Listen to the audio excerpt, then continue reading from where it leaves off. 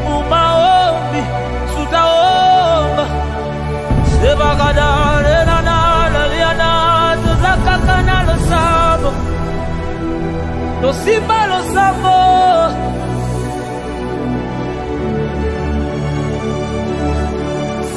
Oh,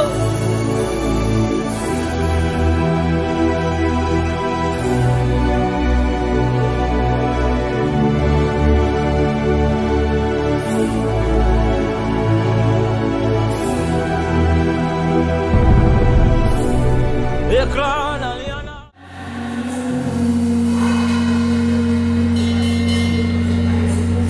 Heshima tena Yehova kwa masomo ya asubuhi ya leo. Wetu tunakupenda sana na upendo wako tumeuona. Tumeshuhudia neema yako, tumeshuhudia matendo yako, tumeshuhudia ulinzi wako, uaminifu wako. Tumeuona Bwana, asante. Kwani tena asubuhi ya leo umetupatia nafasi ya kuwa hai, umetupatia nafasi ya kutembea, ya kufanya yaliyo haki, ya kufanya yaliyo mema, ya kufanya yanayokupendeza Baba. Asante kwa sababu sisi hakuna tulichokifanya, bali neema toka kwako, bali neema Bwana tumeupata tena asubuhi hii, sababu ulitupokea mlango na ukatuamsha kwa nguvu zako na ukaweka ibada hii moyoni mwetu. Ndio maana tumefika hapa Bwana, hatukuji kwa ajili ya mtu yeyote, tumekuja kwa ajili yako Yesu. Hatukuja kwa ajili ya shida, tunakuja kwa ajili ya upendo wako. Hatukuja kwa ajili ya uhitaji, tunakuja kwa ajili ya wema wako. Acha Bwana ufunuo asubuhi ya leo, ili iweze kuwa solution hata juu ya maproblemu ambazo tunaweza kuwa nazo, problemu zilizo tofauti Bwana.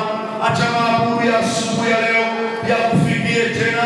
Acha ibada hii iwe sacrifice yenye iko viva mbele yako, iliyo hai Bwana, inayokupendeza, ambayo imekubalika, amekuwa huru kwa kweli, ambaye ametoa sifa kwa kweli. Baba, baraka zako ziwe juu yetu sote. Baba, uponyaji wako utembee mahali hapa. Yesu, uaminifu wako uonekane hapa. Yesu, ahadi zako zikamilishwe hapa. Tumekusanyika hapa kwa ajili yako, kuonesha tena upendo wetu, utiifu wetu kwako. Utubarikie muda huu na kutubarikia meza ambao umeifanya na kuitengeneza kwa ajili yetu. Tunaomba na kuabudu kwako na kutoa shukrani kwa jina la Yesu. Amen. Kwa jina la Yesu. Amen. Tuna nafasi ya sauti ya mzuri. Naweza kuniongezea sauti kidogo. Nirahisishe sauti. Bwana Yesu asifiwe. Amen. Kanisa, Bwana Yesu asifiwe. Tunaweza kufungua Biblia zetu ndani ya vitabu viwili, moja katika Agano la Kale na moja katika Agano Jipya. Ndani ya Agano la Kale tutaweza kufungua kitabu ya Joshua. Joshua sura yake ni ile ya 10.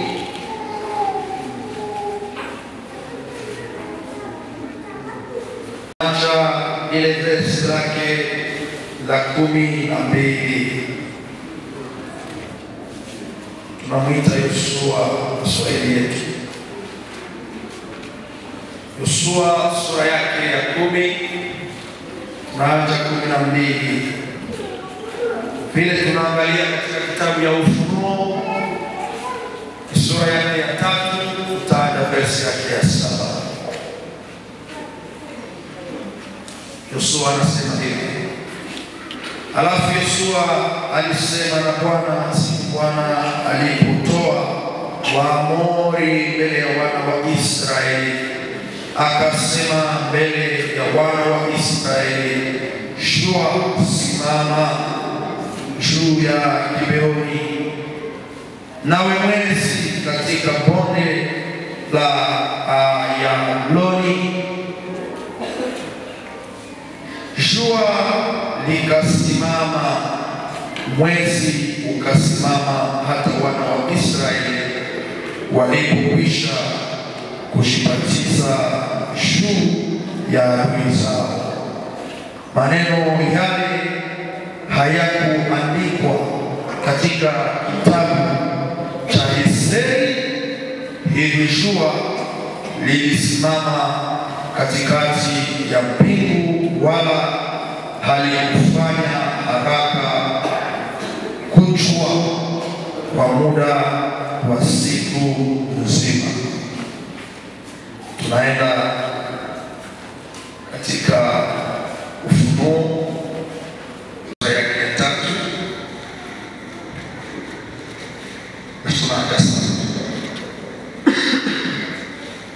Biblia inasema hivi: na kwa malaika ya kanisa ya Philadelphia andika maneno haya, anasema yeye aliye mtakatifu, aliye wa kweli, aliye na ufunguo wa Daudi, naye anafungua wala hapana mtu anayefunga, naye anafunga wala hapana mtu anayefungua. Ninajua matendo yako, tazama nimekupa mlango wazi mbele yako, na hakuna mtu anayeweza kuufunga, kwa kuwa nguvu yako ni kidogo, na umeshika neno langu, na umeshika neno langu. Narejea tena, na umeshika neno langu, wala hakuna jina langu, wala hakukana jina langu. Tazama nitakupa wale wa sinagogi la Shetani, wanaosema wao ni Wayuda, nao sio, lakini wanasema uongo. Tazama nitawafanya waje kuabudu mbele ya miguu yako, na kujua ya kuwa nimekupenda wewe, kwa sababu umeshika neno la uvumilivu wangu. Mimi nitakulinda utoke katika saa ya kujaribiwa iliyo tayari kufikia dunia yote, kujaribu wao wanaokaa juu ya dunia. Tazama nitakuja upesi, ninakuja upesi. Shika sana ulicho nacho, mtu asitwae taji yako. Yeye anayeshinda nitamfanya kuwa nguzo katika hekalu la Mungu wangu, naye hatatoka tena kabisa, maana nitaandika juu yake jina la Mungu wangu na jina la mji wa Mungu wangu, Yerusalemu mpya utakaoshuka toka mbinguni kwa Mungu wangu, na jina langu mwenyewe lile jipya. Yeye aliye na sikio afanye nini kanisa? Asikie. Yeye aliye na sikio asikie ambalo Roho anayaambia makanisa. Shangilia neno la Bwana. Juu ya somo ili iwe complex, inasema juu ya baraka ya kutegemea, baraka ya kutegemea na watu wake, baraka ya kutegemea neema na ulinzi wa Mungu. Lakini kutafika mahali fulani tutakuwa tunatoka msomo kidogo, ili tena turudi baadaye, kwa sababu ya hii text ambayo tumeisoma kwa nafasi ya mwisho. Na nilikusudia tuanze tu ya hii text mahali ambapo inaambatana na malengo ya somo. mashairi ambayo tumeyasoma tukizungumza juu ya baraka ya kutegemea neema na ulinzi wa Mungu pamoja na watu wake katika maisha yetu. Tunaangalia teksti hii ambayo imeandikwa na Yohana. Yohana anaiandika akiwa ndani ya hekalu.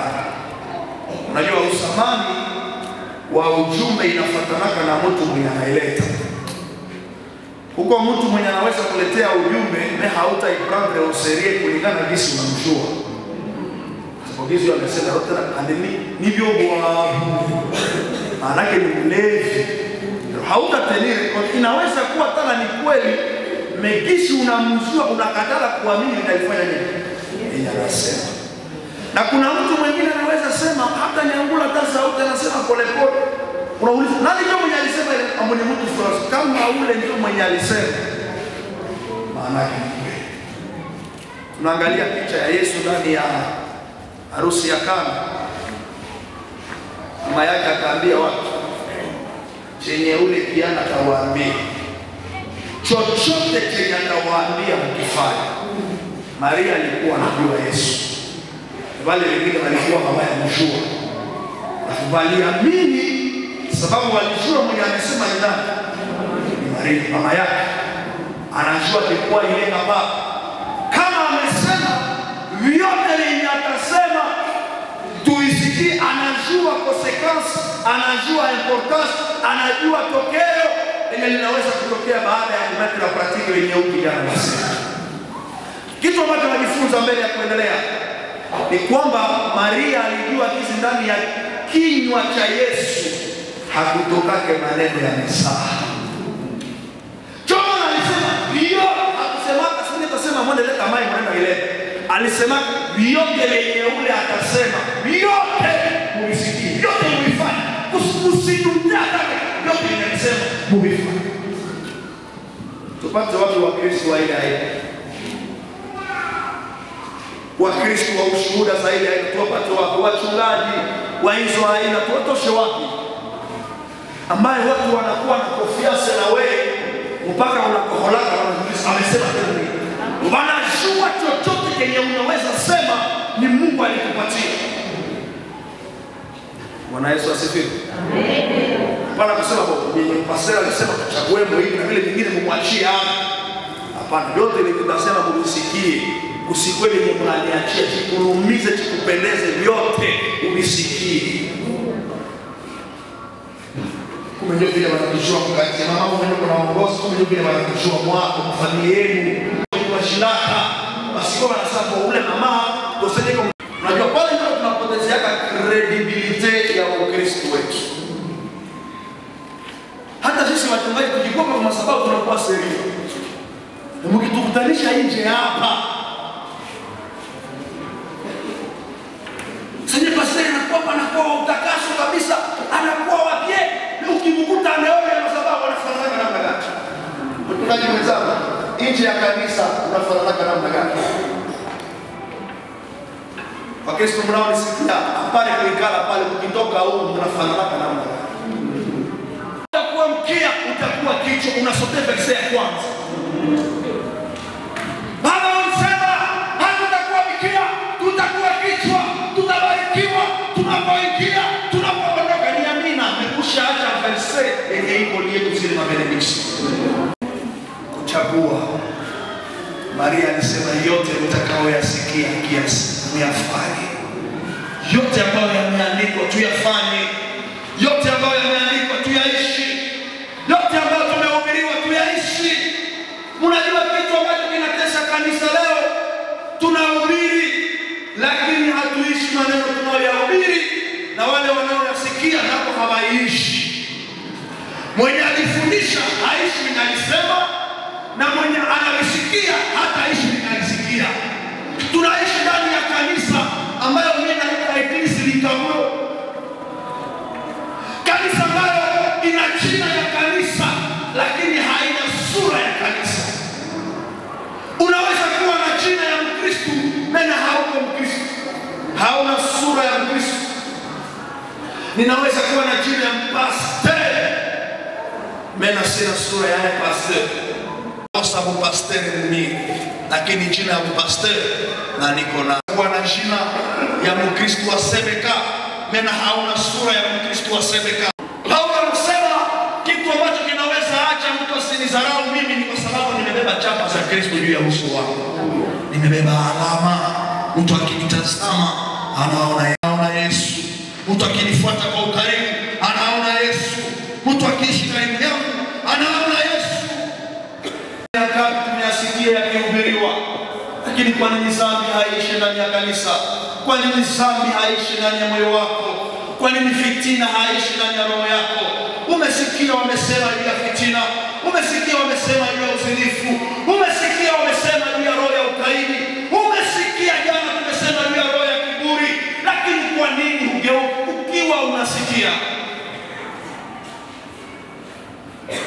Kwa nini kanisa?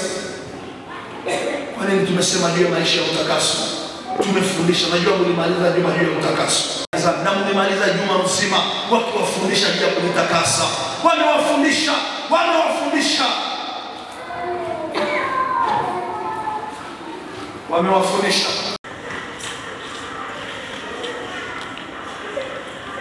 Tukiendelea hivyo tutakosa ufalme wa Mungu. Tukiendelea na yale maisha ya Ukristo wa ile aina, tutakosa maisha, tutakosa nafasi, tutakosa uzima wa milele. Wakristo wenzangu, ikiendelea mtanielewa, nafasi ya kushika na kusikia neno la Bwana kuliishi. Niko nasema juu ya mwandishi Yohane mmoja wa mitume, ambaye wakati tribulation ilikuja, tribulation ni ile mateso makubwa sana ambayo kanisa la kwanza walipata. Unajua wakati Yesu aliponyakuliwa, kanisa la kwanza lilianza, na baada ya kuendelea vizuri walipata mateso makubwa. Hata wengine waliuawa kwa mawe, wakina Stefano, wengine walikatwa vichwa, wengine walitundikwa, wengine walihamishiwa ndani ya maasidi, wengine walifungwa gerezani. Tribulation kubwa sana. Mwache niwaulize kanisa, kama sisi tunashindwa kuishi vizuri na Mungu ikiwa hatujapata mateso ya ile aina, je, ikifika utaendelea kuwa Mkristo? Wakisema watu tukimaona mkanisa mtapata fimbo, nani atakuja tena kanisani? Nani atakuja kanisani? Leo hatuyakuwa bariere yoyote, lakini wewe kuja mkanisa inaomba ubembelezwe, kuja mkanisa inaomba sensibilisation. Alafu ikitokea siku moja nchi yetu wanatangaza kila kanisa lifungwe, na tukiona watu wanaingia watafungwa gerezani. Mama yangu nisikie, baba yangu, utakuja kanisani? Nani atasimama? Na waambia siku zile zinakuja malele kwa wale watu ambao zitawakutanishaka na hakuna msimamo halisi. Siku zinakuja mahali ambapo hatutakuwa na uhuru ya kuabudu kama tunavyoabudu hapa.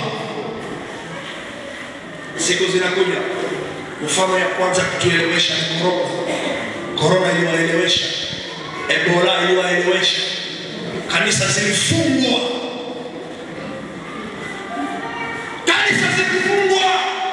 Na mimi najua kuna watu wenye ile miezi yote ilishaka haya kuwa na ibada mbaya.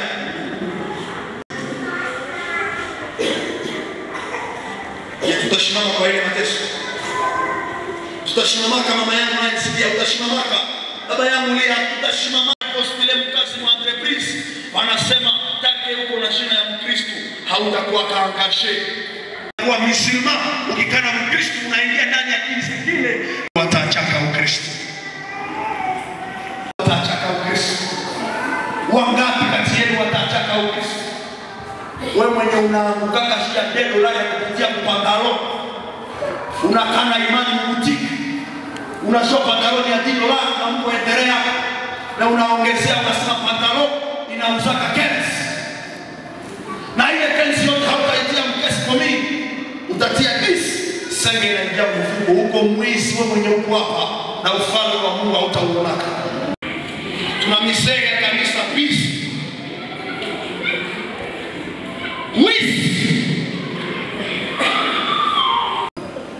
Juu ya $5 dada unashiuza, unafanya umalaya. Wakikupatia $100 ukwele sigeni hautaitika wewe. Juu ya friti ya $1000 unashisana sawa chika yako ukitanda ya kasoro. Friti ya $1000 unakana imani, wewe imbaji, wewe Kristo, umebatizwa, mama Kristo, umekiri imani kwa ajili ya pesa kidogo unajafua. Wakisema kaka, wewe ambaye uko unasikia kwa sababu ya kitu kapata hapa unakana imani. Wakisema kuwa bwanake na mtu mwingine wanakupatia $6 milioni. Nani ataresiste kwa ile kiasi? Mtu anamshaka $1000 akili inaharibika shule ya $1000. Unaenda kanyaga $1000. Kanisa zimeharibika.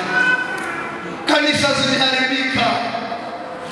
Kanisa zimeharibika kwa sababu ya maisha ya watu ambao wanaosikia neno pasipo kuliishi. Wanakaa ndani ya makanisa, wanakaa ndani ya ibada kama na hii, wanasikia lakini hawataishi neno. Wazazi mlio watuombee watoto sana. Unajua sisi wachungaji tunapewa neema ya kusikia na ushuhuda nyingi sana za watu.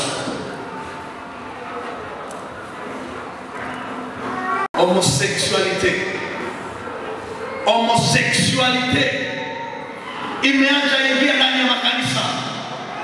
Nimewasikiliza vijana wa kanisa letu moja hapa Mtembo, anakuja anasema mchungaji niombee rehema, mimi niko homosexual. Na muangalia vizuri, anafa mtoto wa president mmoja wa kanisa zetu.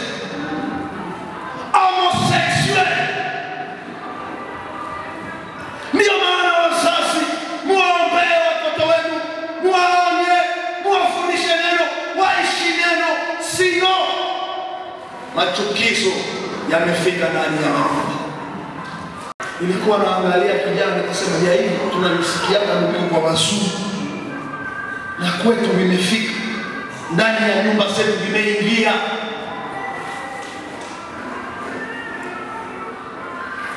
Mateso ameambia kanisa la Philadelphia, anasema ya kwamba majaribu yanakuja, mateso makubwa yanakuja, lakini wewe nitakukunga sababu unishika neno. Hapana juu liomba, nitakushindania, nitakulinda na ile mateso majaribu, kwa sababu umeshika neno langu. Na mtu anayeshika neno ndiye anaombaka. Ukiomba bila kushika, uko sawa mtu mwenye anaimba bila istimama.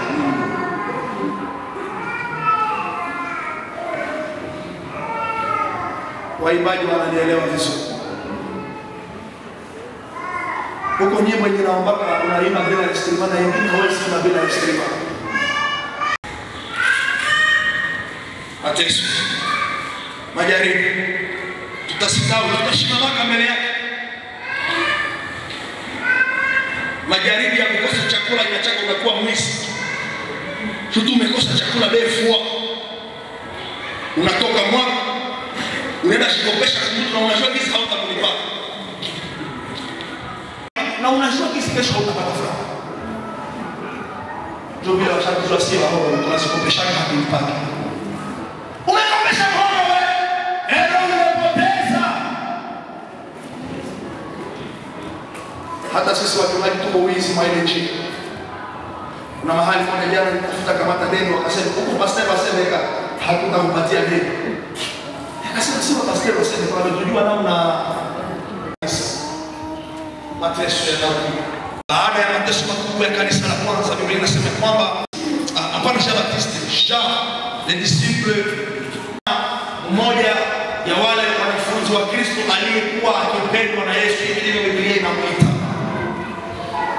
Walimkamata wakatokotesha mafuta, tangi ya mafuta, kunguru ya mafuta wanaitokotesha.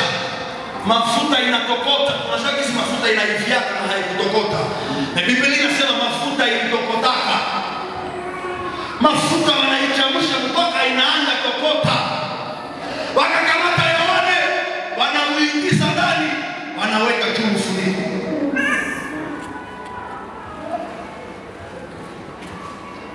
Naosha sana uniacha ule Yesu haiko hayo. Nani katikati yetu ambaye anaweza kutire sufrance ya mimi kwa ajili ya Yesu? Wewe mwenye ukosefu wa kazi nataka unakaa na imani. Ukosefu wa kazi nataka kwa Mungu haiko hayo. Kama probleme kapata hapa umegonjwa tu. Na unasema Yesu haiko hayo, angekuwa hayo, kumbe saa hii magonjwa haiko dunia. Wanamkamata Yesu na yeye anaona anamwacha wanambeba, wanamtia kumkuru ya mafuta. Yesu na yeye anaona. Ambia jirani yako ile mateso huko napitia, Yesu yuko anaiona. Amen. Usiseme amen haraka. Somo ya leo haiko ya amen. Somo ya leo ni ya kutafakari na kuchunguza vizuri.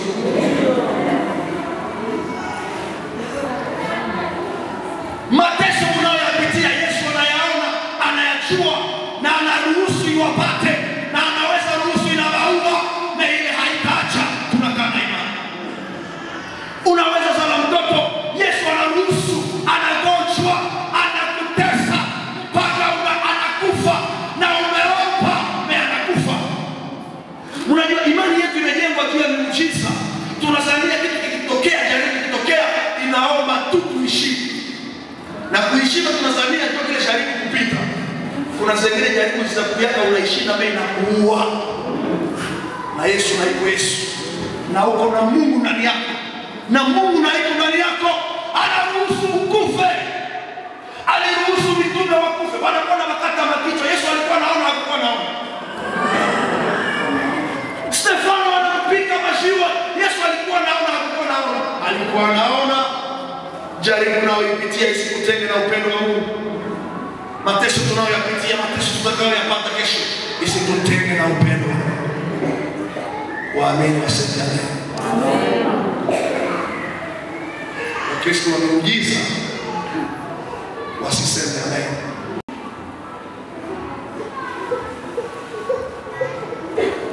Yohana baada ya muda wakiangalia moto, walijua saa hii atumaliza kukalangana, tumtosha.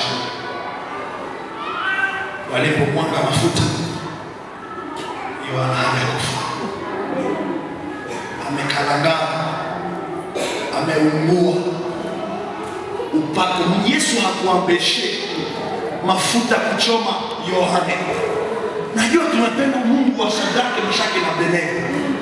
Ni yule Mungu aliyeruhusu Yohana aingie ndani ya mafuta na achomwe.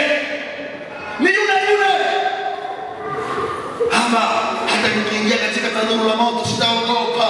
Wewe yu pamoja nami. Amen. Sikatale ni amen. Nyingine nyakati utaingia ndani ya tanuru ya moto na inakuunguza. Na Yesu na yuko na wewe. Yesu na haukufanya hata sana. Yesu na yuko unaikia na jaribu inakuacha kwa alama. Yohana anatoka hapo iko langoni. Akidaliki anashikiliza kanuni. Kisha wakasema, ule tena msipige mafimu hata kuwa wakamkamata, wakaenda mtupa kwenye kisaka ya Patmos. Wakamtia kwa ile vale ya Patmos. Wakamtupa wakishua atakufia kule, anaozea kule, ndege zitakula, vyake vinaisha. Kwa nini Mungu aliruhusu? Alijua huyu mtu akiandika kitabu ya Ufunuo na akili timamu na macho yake, watu watakuwa wanasema ilikuwa mawazo yake. Hapo macho imeisha. Macho ya Yohana imeisha. Yote imekarangana, hana tena macho. Lakini ukisoma kitabu ya Ufunuo, anaandika akisema nikaona. Aliona namna gani? Macho imeisha. Na Yohana anasema nikaona kitu cheupe, nikaona malaika wa Bwana, nikaona wanyama watatu, nikaona wanyama wale, nikaona. Nimeelewa ya kwamba watu walio na Bwana tuna neema kuliko maisha hii ya kwanza. Kuna neema inayozidi maisha yetukoamo. Kuna furaha inayozidi furaha hii ya dunia ambayo iko ndani yetu. Shaka yetu fe. yenye mapagani hawana. Unajua furaha yenye dunia inapanaka, mapagani wanaweza isikia. Mpagani anaweza sikia furaha ya dunia, kisi na Mkristo anaweza sikia furaha ya dunia.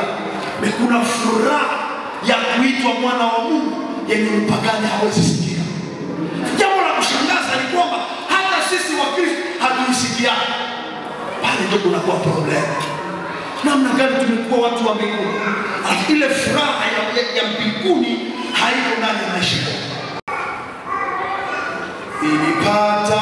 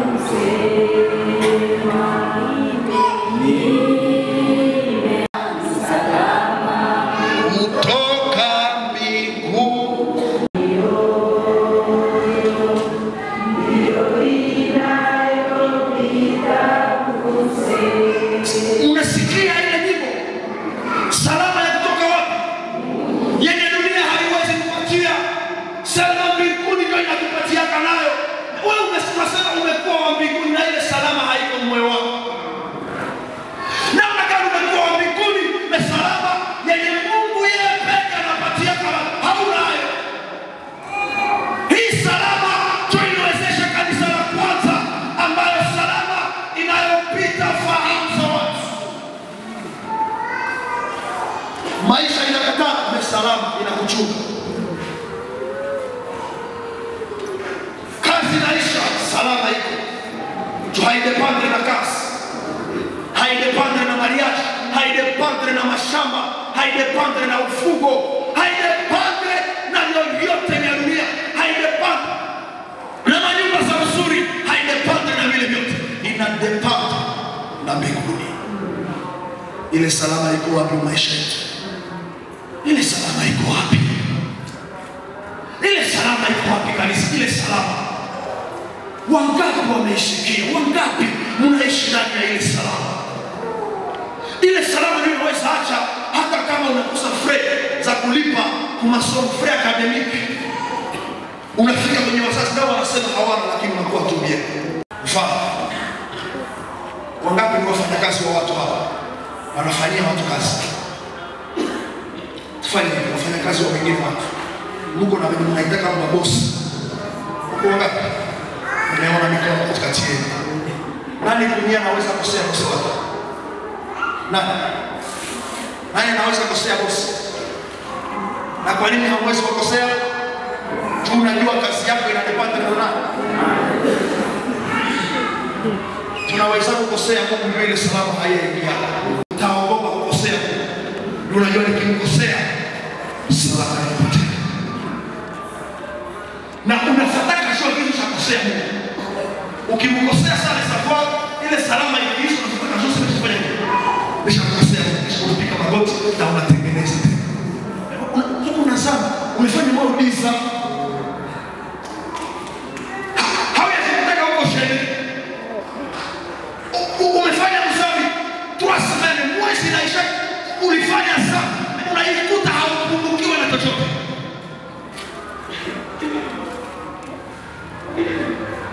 Salama.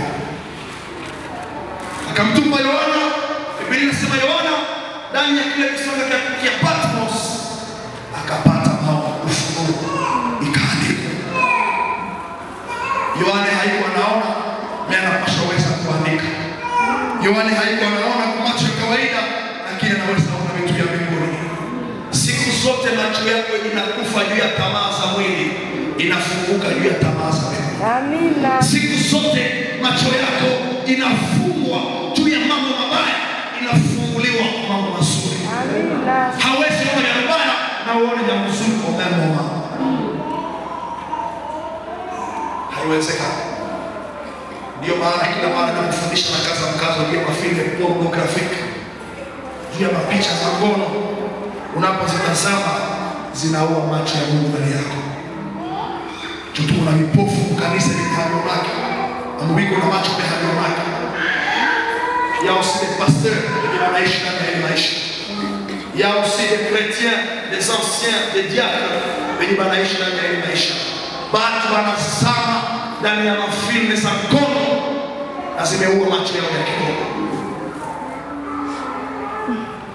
Hawezi ona watu wenye wiko uchi, amaraga, de satanist.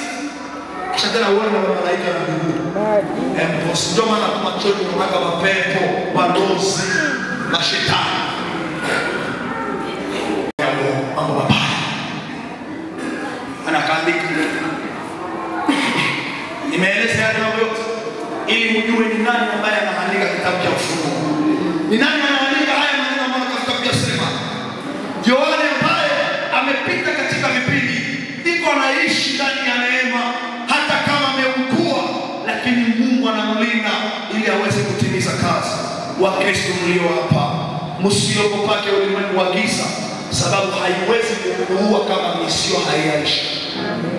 Msiogopake watu wanaopana makao. Kama mtu hakawezi kukuua kama kazi yako haiaishaka. Mnajua kazi mlikula karuho wakati unasikia mwili mbaya, unazoshika kwa higapi yenye haikukusaka. Mwenye anajua kazi uko na Mungu, mwenye anakuchungaza ni mwenye alikupatia. Anakupatia kwa kujua kesi kesho hautalamuka, anakuona lamuka na kitu hairudi hata. Anajiuliza kuna nini? Yohana kilichoacha hafie ndani ya Mungu alijua nikingali kina kazi pamoja naye. Kuwa na kazi pamoja na Mungu itakuwa ulinzi wa maisha yako.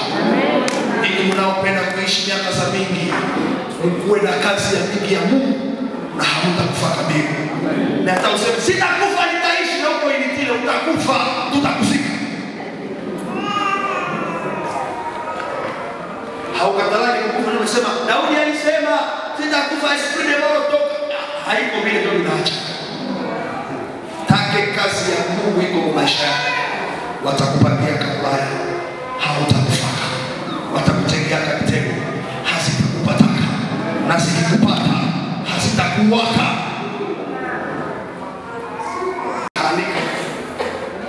Alafu malaika wa Bwana akamwambia kwa kanisa la Philadelphia.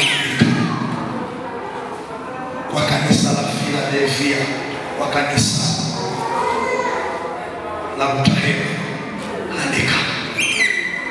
Kwa kanisa la Utahira andika. Na waambie nani mwenye anasema haiko mtu, lakini ni mwenye ukweli. Yeye mwenye iko na uwezo kufungua na mtu hatafunga. Akifunga hakuna anayeweza kufungua. Yeye aliye kweli ndiye anasema. Yeye asiyesema uongo aliye na funguo ya kiti cha Daudi ni yeye ndiye anaongea. Afakana kusema inajua matendo yako. Inajua kwamba hauna nguvu ya Mungu huko na kabisa sana. Lakini kwa fono yako ni kwamba unasikia kama unaishi. Hauna nguvu. Wewe hata haufanyaki na muujiza. Lakini unapokuona chenye umesikia unachofanyaka. Haukwenda kwa masomo, ni Mungu anasema. Haukwenda kwa masomo, haujui kusoma, lakini ukikala mkisomo yenye unasikiaka unaenda kamiishi. Ninajua hauna franga, lakini ukisikia wakale kadogo nilikupatia unafanya kazi. Si ya kubariki sana, lakini najua kuna roho ya kusaidia wale katika mahitaji. Ninajua ya kwamba hauna nguvu ya kalambi, lakini pwezo umeshika neno. Saidia kuuliza jirani na wewe umeshika neno ya wapi? Unajua kila mara wanazoea kusema shika sana ulicho. Uko na chawapi chenye utashika. Wengine ni kuna mbaraka, wengine ni kuna mlozi. Na wakushike. Shika sana ulicho nacho. Inaandikwa juu ya kanisa la Philadelphia ambao walikuwa na neno. Unanisikia kwa Kristo? Roho wa Mungu anaambia Yohana aambie kanisa la Philadelphia washike walicho nacho, sababu alijua chenye liko nacho chikwa mongeme yerikota. Hawakuwa na machuki. Alijua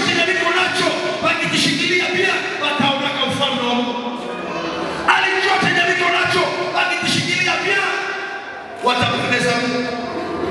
Tu akasema, anasema aliye juu, mshike sana mlicho. Akisema kila mtu ashike chenye iko nacho, wewe uko na nini? Uko na nini mama yangu? Niko nawaambia sana mshike sana kile ambacho umekisikia katika wiki hii. Hawasemi amen, njoo baba. Mshike sana kile umesikia niko nasema.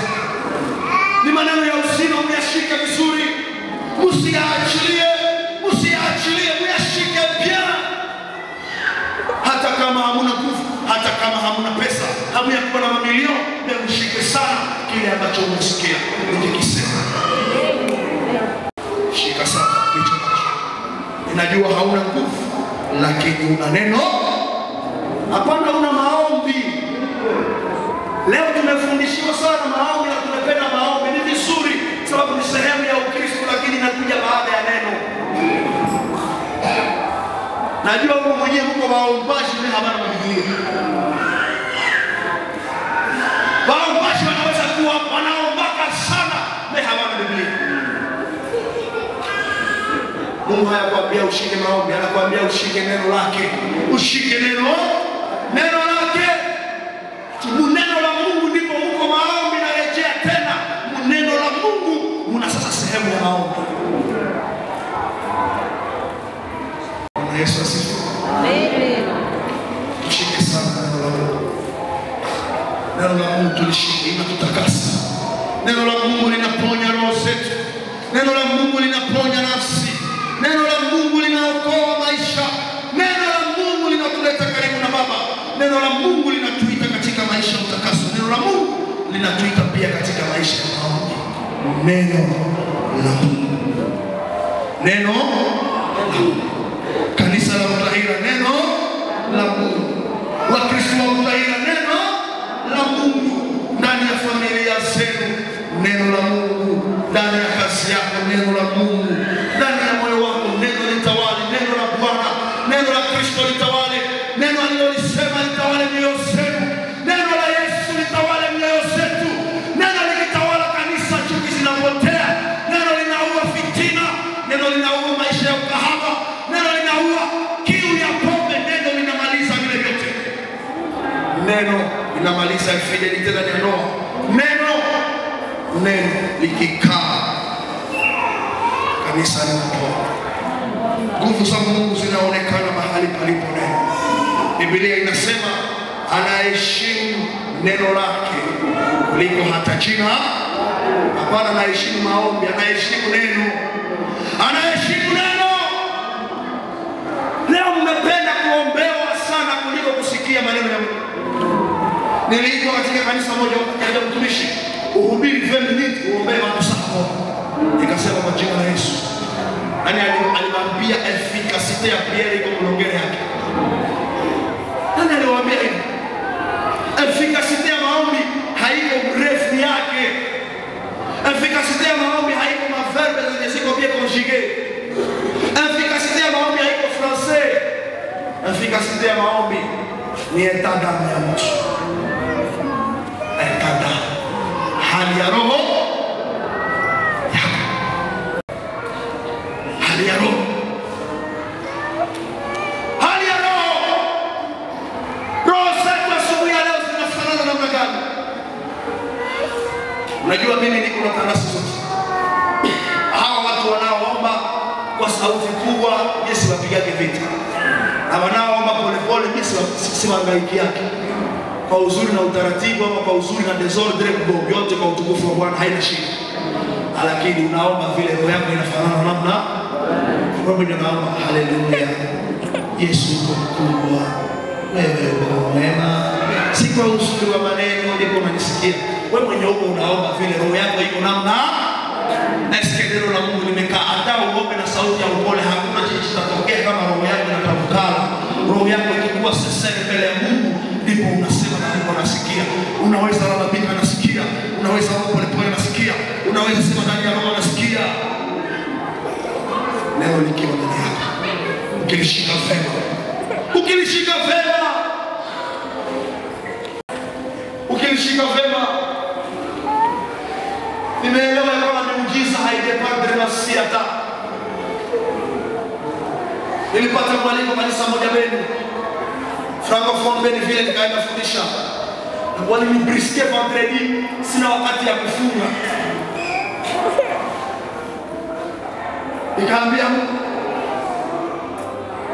je compte sur toi. Si compte kwa kapasite zangu hapana. Nikafika Beni samedi, nikaingizwa ndani ya chumba, nikalazwa pale, wakanipa chakula nikakula, nikasema vingine vyote ni vyako, haiko kufunga chakula, tupata nyingine inafanyika hapa.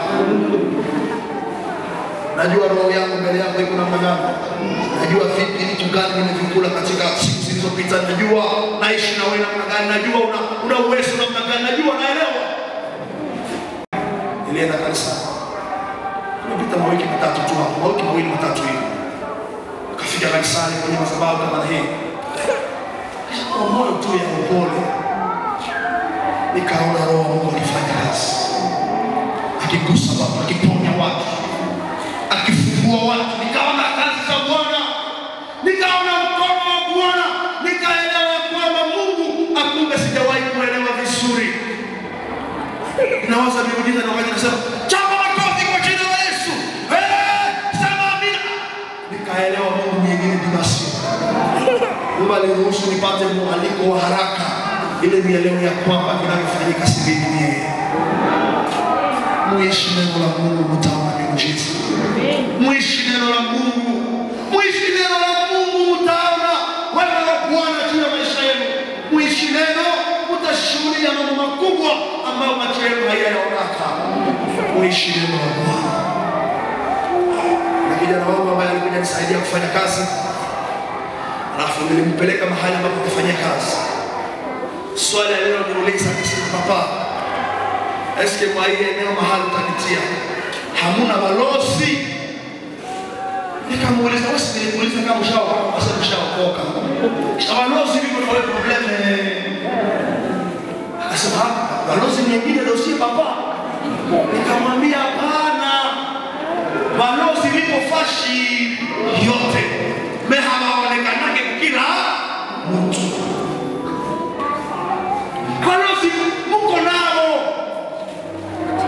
Wengine mwenye hamuya waonaka, Mungu iko anawavika utukufu, wakikuona wanatetemeka.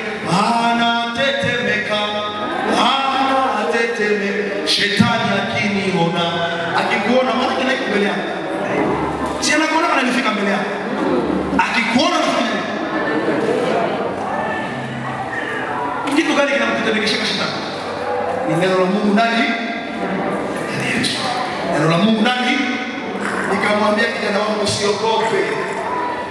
Kama kuna mbuzi ya mlozi, kuna pia mbuzi ya Kristo. Kama kuna mtoto wa mlozi, kuna pia mtoto neema nilionayo. Hata kama haujakomaa kiroho vizuri, hakuna mlozi atakuja kukusumbua. Kwa hii eneo wanajua nani amejenga hapa. Wanajua. Nikaona kanacheka. Nikamwambia usiogope. Balozi liko huko. Mimi si hawaonaka. Na wengine wanawaonaka. Na wewe hautawaonaka. Kama haba existe wewe. Mimi kwayo. Nafsi zetu. Nafsi zishibe neno la Mungu. Na mtaona mwili inakuwa na mareaction zilizo tofauti. Yohana akasema, ninakuambia siku zinakuja mahali ambapo dunia itapata kipindi cha magumu, lakini wewe usiogope, sababu nitakulinda, nitakupa nguvu. Yesu anasema, nitaandika jina langu juu yako, nitaandika jina la Mungu wangu juu yako, nitaandika ufalme wa Baba yangu juu yako. Ukipita wanajua huyu ni mwana wa Mungu. Ukipita wanajua huyu ni mrithi wa mbinguni. Ukienda mahali popote utakapokanyaga watajua, hata viti vitajua. Nikasema kwamba Roho Mtakatifu alishuka juu yake na sauti kubwa ikafanya ikatoka mbinguni ikisema, huyu ni mwana wa Mungu. yeye. Mumusikilize. Mumusikilize.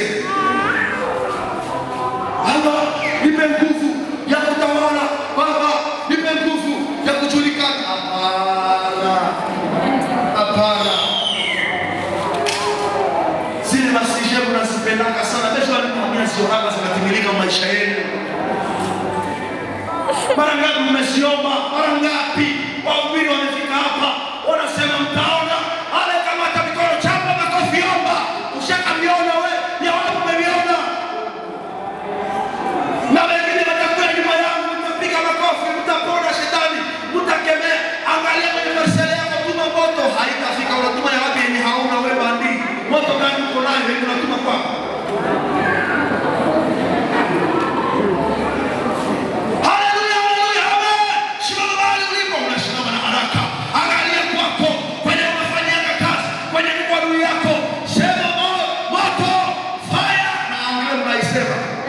Ushakaona nini?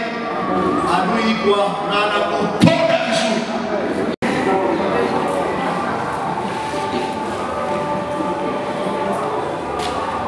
Si hawataka kuomba vile basi. Na kuomba vile muombe vile. Lakini mimi nataka mkuwe des hommes et des femmes matures. Mtu mwenye anakomala hasemaki vya mingi jana. Mwenye anakomala un président digne de son nom. Hasemaki kwa mikrofoni. Si mnajua president mwenye anasemea kwa mikrofoni sana anafanya nini? Unaona ikakiana kama watu biko kimya kana mapepeta sawa kama hakasema. Na mwingine mie hapa ndini Dodoma akakusha Kigali ya wapi? Ya wapi? Mtu ambaye anajijua na mamlaka haongea yake mingi anafanyaka mingi. Si kwamba namchukia kiongozi wa hivi, simchukie, lakini ni bases. Wewe mzazi ukifika kwa mfano hamjui kisi nini baba wao, maana yake wewe pekee unajua kisi hao baba wa Mungu. Hamjui kisi nini baba. Kisi baba anasemaka. Baba anasemaka. Ukienda sema vile unajua kisi kuko mahali ulikosea kisha unapenda uprendre par force. Wewe mama umikana na wakati mpasele yako. Unaanza kumwambia, "Hamjui kisi nini baba wao." Unajua kuna mahali umekosea. Umama imepunguka kisha unaanza itafuta kwa nguvu. Ikifika mbele hamjui kisi nini mchungaji wa hapa kuna mahali ulikosea. Mchungaji umepunguka na penda urejeshe kwa nguvu. Mchungaji anashimama tu kanisa ndio mchungaji amefanya nini? Amesimama. Na ukiona evangelist na hii mwenye anafika nafasi na wewe ndika kwa sababu yeye ni mtumishi wa Mungu mahali hapana, nyamaza wewe bandi. Sema jina yako inatosha. Utajua kitu kwa mtumishi wa Mungu kupitia maisha yako. Ndio pastor fulani, ndio fulani, ndio fulani na fulani, unaona kitu fulani ni mimi, fulani na fulani chana. Kwa upole tu, hali zako na tabia zako, autorite uko nayo itajimpose.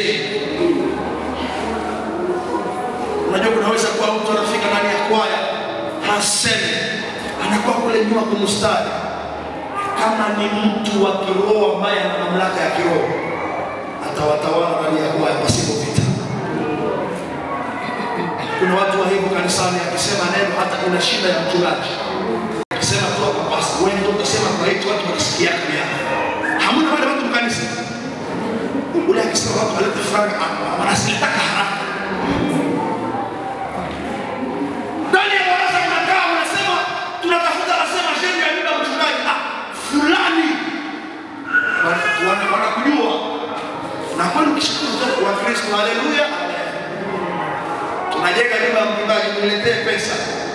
Na pesa hakuna verse alisoma franga zifanye. Namna gani Mungu anakushuhudiana? Namna gani ushuhuda zako zimetembea? Namna gani watu wanakujua? Na namna gani mbingu zinakujua? Na namna gani shetani anakujua? Sababu shetani anawajua walio wa Mungu. Anajua huyu mtu wa Mungu. Shetani anajua. Mungu anawajua namna gani wa Kristo. Sisi tunaweza kujua namna nyingine na Mungu anakujua namna nyingine. Namna gani Mungu anakujua? Namna gani Mungu anakujua? Mimi mwenyewe niko na mazungumzia sasa namna gani Mungu ananijua. Eske hivi niko na maambia tu vile Mungu anajua kila jambo langu nafanya. Namna gani Mungu ananijua kanisa.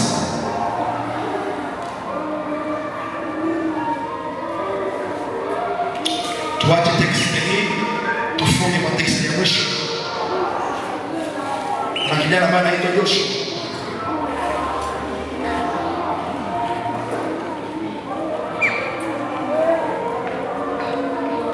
Kijana alikuwa mtu kama na mimi, alikuwa mtu kama na wewe. Alikuwa na kichwa moja, hakuwa na kichwa mbili hapana. Alikuwa tuna pua ya kuangalia, chini yake alikuwa kuangalia yule. Alikuwa mtu mwenye anasikia njaa. Alikuwa mtu ambaye anaweza choka. Alikuwa mtu mwenye anaweza kuasi. Alikuwa mtu mwenye naye akapenda anaweza kufanya sana. Lakini hakupenda kufanya sana. Alichagua kumpendeza Mungu, alichagua kumfuata Mungu, alichagua kuishi karibu na Mungu, alichagua kufuata nyayo za Kristo.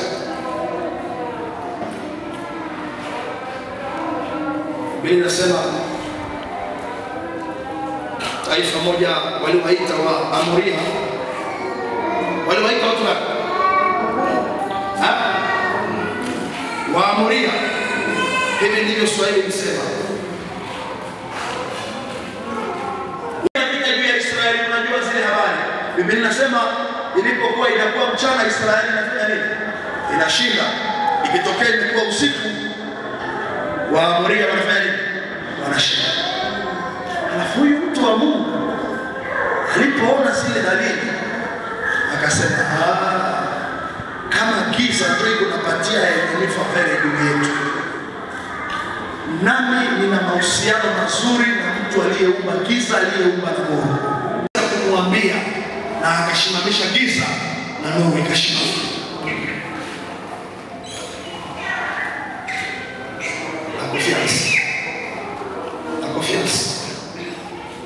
Baraka ya kutembea na Mungu, baraka ya kutumainia Mungu, baraka ya kuishi vizuri na Yesu. Biblia inasema akashimama. Sijaona kwenye anapiga mikono. Waombaji mniue rasi, msiwaze na kadala usipige mikono.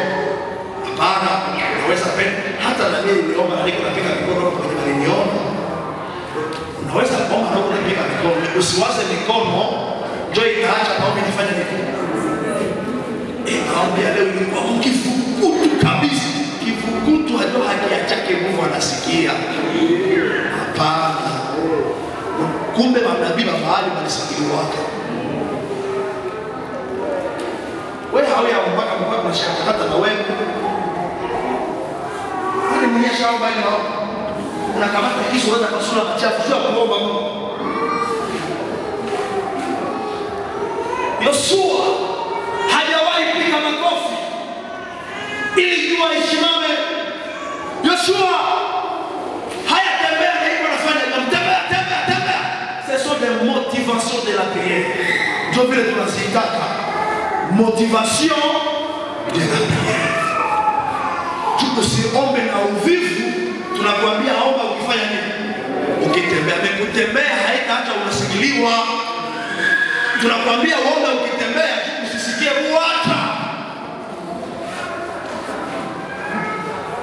Tunakuambia kanisa. Hakuna upastari alisema tuombe, na hakusema kutembea, hakusema tuchape makofi kushinda jirani. Ce sont des motivations. Ce sont des motivations qui n'avaient que kitabu kile ni motivation za maombi ili dynamisme mwa hivi kaonekane na Wakristo wasisikie uvivu.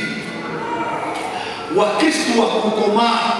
Siku zote mtaonaka na upatia ile secret.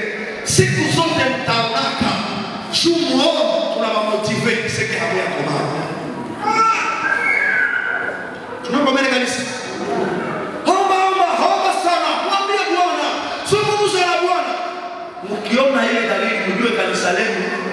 watoto wa kiroho. Na hii ni tumewaza kwa ndio reveil spirituel. Haiko ndio reveil. Reveil ni wakati unaishi karibu na Bwana na Bwana anaishi ndani yako na unatembea na nguvu za Bwana na mataifa wanaona Mungu. Hii ndio reveil. Wapagani wanaokolewa, hii ndio reveil. Tumekuwa na confusion ya reveil. Wakati tunawaza reveil, kuomba sana, tunapika ukuta, tunasema barabara reveil ishafika utahiri. Ni distraction total.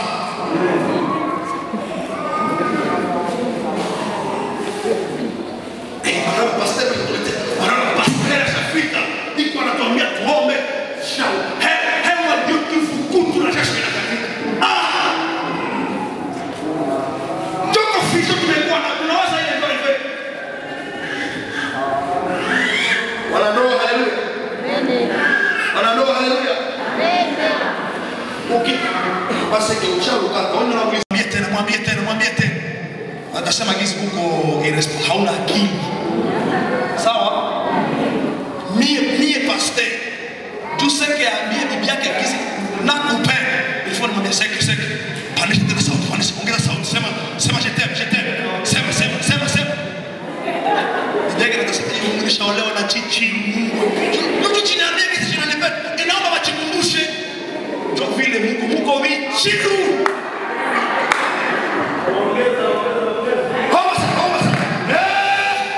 Ongeza. Sema na Bwana. Kisha naona kanisa. Hallelujah. Mwenye yuko anasema kinyamaza roho papa. Hayo ni lapona Mungu. Ni spiritual. Ngine naongelea sema kwa vitingo. Haiko nyie wote. Wenye wiko mwa ile ritme muko wachanga wa kiroho. Tutie kabisa tusibaiki yote.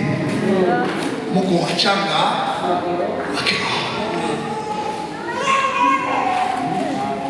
Hapana. Tunaitilize terme ya wachanga wa kiroho. Tusiumize wengine. Ni wachanga. Usibakilie kule mchanga, panda kidogo.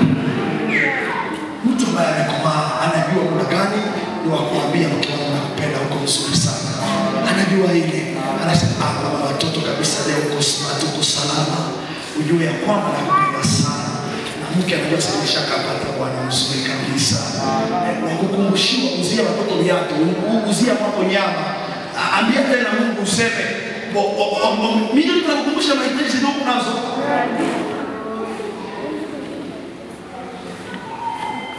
Nikifika ndani ya maombi hiyo haina mimi na nidebuti yaka. Nilikuja na vyangu mbele ya Mungu. Niache nimwambie vile nilileta. Wewe mhubiri haujui vile nilileta. Acha wewe nipatie wakati kusema muombe, weka utaratibu ndani ya nini ya ibada. Sema hii wakati ya kila mtu kujiombea, nyamaza, acha kunisumbua, acha nijiombee. Mungu sana anamoteza jambo. Hajua tena. Tunataka sema kupita sana na mshwara. Inaomba kwa activate.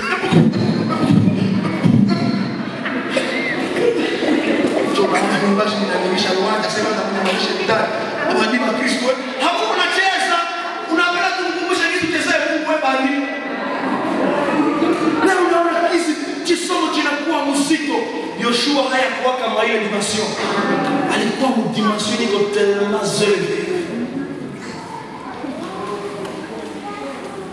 Mwache nifanye swali. Usifilime juu unatafuta pointi mtu kesho.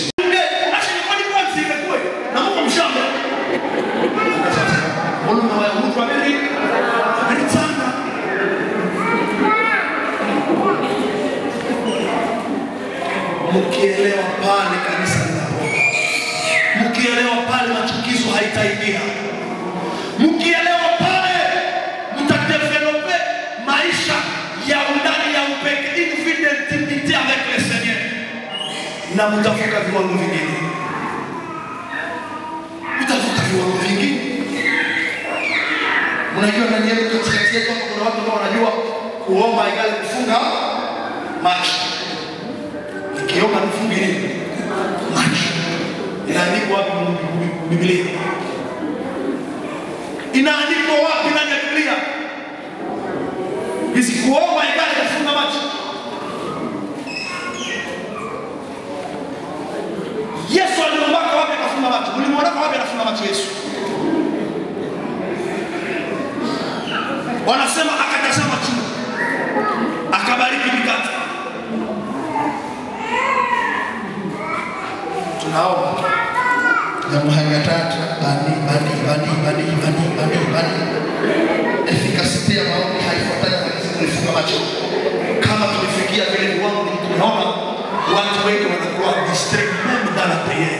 Ndio tunasema kufunga macho kwanza, usikuwe tena distracted.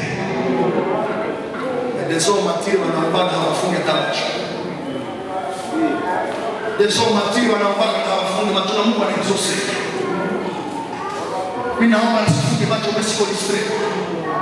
Hata ukipita na mdishi kisha kuangalia niko naomba. Ukisema mfunge macho ni vya kutosha.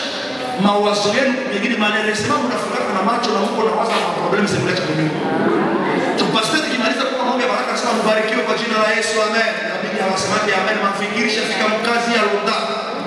Na chilikuwa chinafunga macho.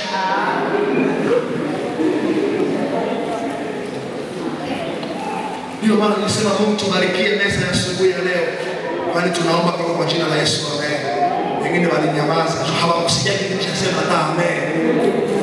Na walikuwa nafunga nini? Kama uko amesi ya kuomba na haufunge macho na hautakuwa distracted.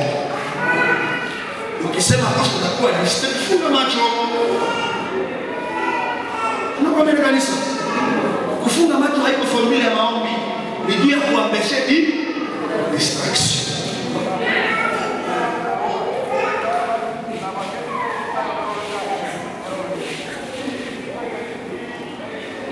Est-ce que vous êtes d'accord avec nous? Ama nimesema vya mabomu. Niko na waambia kweli, mshike hii neno na mtapona.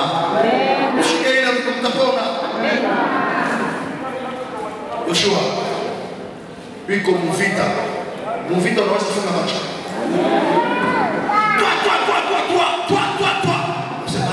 Baba, unafunga macho. Impossible. Ndio maana mnapokemea mapepo msikuwe nafunga macho, unaijua hata kupiga mpume na hauoni. Waombaji wananielewa vizuri. Unaombea funga macho. Utafungula macho shakata kichwako zamani. Muangalie Yesu alikutana na wazimu wa Dekapoli, fude Gadara. Sasa ni mwana anafunga macho. Anasema akamtazama. Wakati alikuwa ndani ya sinagogi kunafundisha, akatazama kundi watu wa mapepo wakaanza lalamika. Dimension spiritual ambayo Joshua anafundisha ni baraka inayoambatana na neema ambayo tunaipata tunaposaliwa kwa wana wa Mungu. À tous ceux qui l'ont reçu, il leur a donné le pouvoir de devenir enfant de Dieu. Yoshua anasema tu, jua usimame juu ya kileoni, nawe mwezi usimame mahali fulani. Nikafanya nini kanisa? Hakuna formula ya maombi. Kuna mtu mmoja kaniambia, kwa nini nyinyi mnaoomba kwa lugha mnasema kama neno mwelelea? Nami nikamuuliza, na nyinyi wenye mnaomba kwa Kiswahili hamuomba kama mwelelea? Nikisema huyu hapo maombi ya kuabudu na ule maombi ya kuabudu, hamutasema ni mwelelea. Baba, nani kama na wewe, wewe uliyeumba mbingu na dunia, unafika na mtemo sana tu vile maneno maombi ya kuabudu. Unaenda na katu tu vile maneno maombi ya kuabudu. Nikisema maombi ya kufungula ibada ya reverend, na mimi naiomba na mwingine reverend. Ese hamtakuwa maneno za kufala. Tunagombania nini? Tunapigania nini? Tunapigania nini? Kwa wengine aliwapa neema kusema kwa lugha. Kama una neema hii sema. Kama hauna usifanye photocopy. usikopie kole. Hauna hayo una Swahili na Kinande. Mungu hasikiake lugha, anasikiaka intimite, anasikiaka sauti ya Bwana. Kuna watu wengine wanataka nikiomba mfrase na maombi itakuwa pia hakuna. Unaweza omba mfrase na demo inacheka.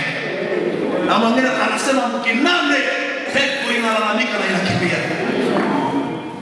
Msikuwe na complex ya lugha. Wewe wakusema Swahili, sema Kiswahili, Mungu amekupa ile neema, sema hayo Wafransa, sema hayo. Kuna wengine sema na hubiri yake na anapenda hubiri Mfransa na haijui hata. Sema na lugha yako. Msikuwe complex. Sema na lugha ya unashitaka kulipa kujiexprime mwayo.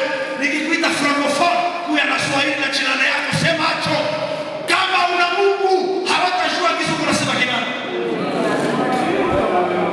Nawaambia kweli. Mimi sisemaki Francais bien. Sisemaki Francais bien.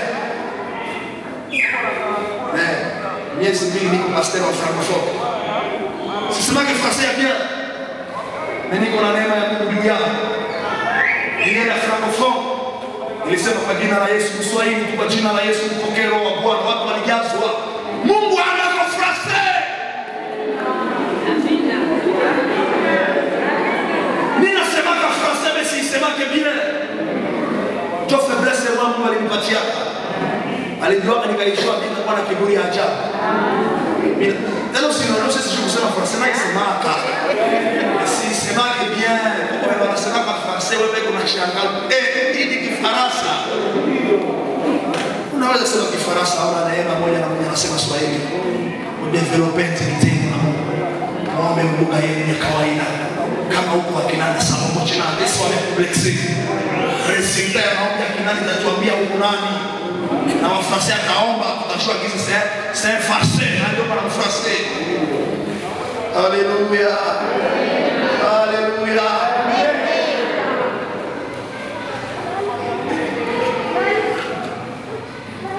Neema, baraka zinazoambatana na kumtegemea Bwana. Mtegemee Bwana kabisa. Mtegemee Mungu. Na mtaona neema ya Bwana ikiwa juu ya maisha yenu.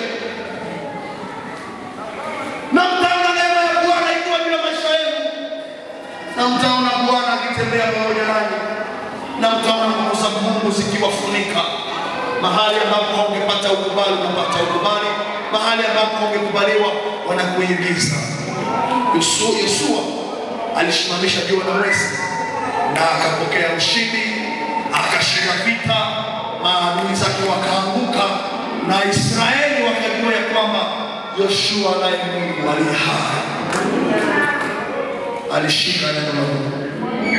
Yoshua alishika neno. Alishika. Na neno la Mungu lilimpatia neema. Neno la Mungu lilimpatia nguvu. Neno la Mungu lilimstahilisha na akashinda. Kanisa mtaweza kushinda na kuweza kuombea. Ya leo ni Baba. Nimeshuhudia nguvu zako, nimeshuhudia neema yako. Nimetangaza neno la kweli kwa uaminifu kadiri ulivyonipatia. Taifa hili ni lako, kanisa hili ni lako. Unawajua wote kwa majina, unawajua kwa shida walizonazo. Unawajua kwa vipindi wanavyovipitia. Unawajua Bwana.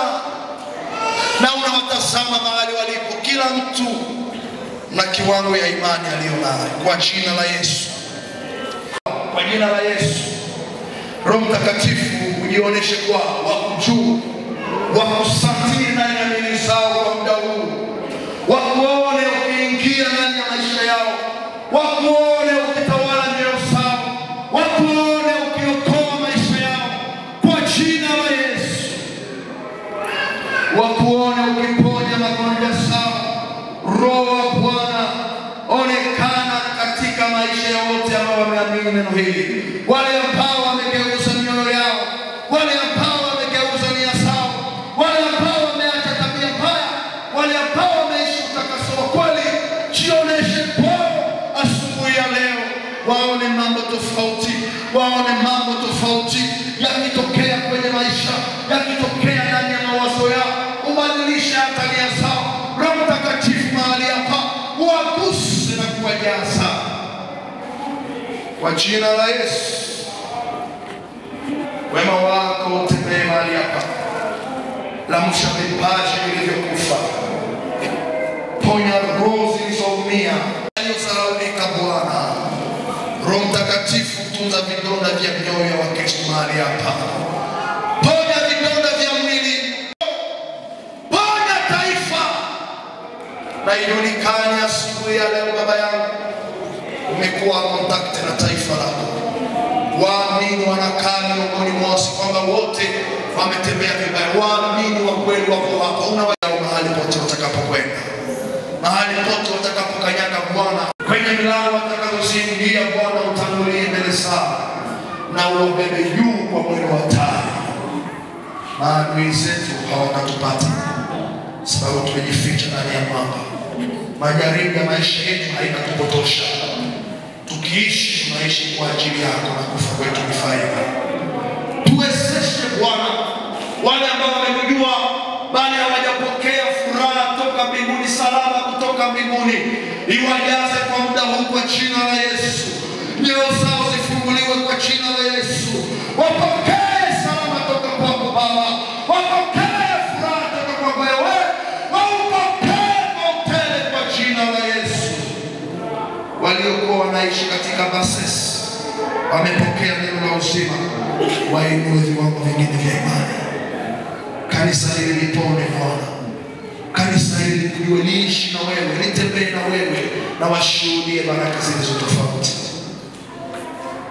Baba yangu na Mungu wa kanisa hili, Mungu wa wote wanaoamini Yesu Kristo kwa Bwana na Mwokozi wa maisha, neema niliipata kwako ya kutawala ulimwengu wa giza. Walio hapa ambao ulimwengu wa giza inawasumbua, waipokee kwa jina la Yesu. Walio hapa ambao Bwana wametafuta miujiza kwa njia ya mafungo ya maombi na hawajawahi ona miujiza, wameomba sana, hawajawahi ona Bwana majibu, bali wamekuamini. Kilichowakosea ni kujua. Baba, neema niliyo nao ya ujuzi iwe juu ya maisha yao, na waviguse ambavyo wamevitafuta, wavipokee kwa jina la Yesu. Na waombea kwa moyo wa furaha na upendo, kwa moyo wa matumaini makubwa kwako, ya kwamba wataishi neno hili.